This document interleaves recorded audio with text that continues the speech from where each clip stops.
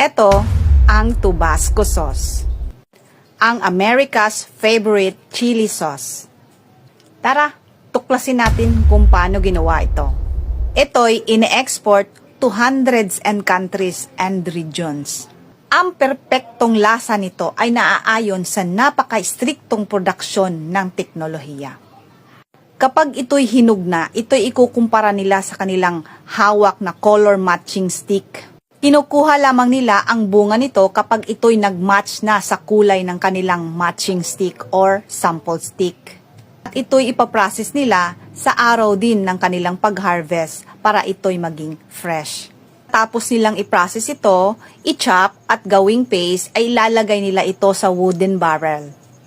At tatabunan ito ng isang oil paper.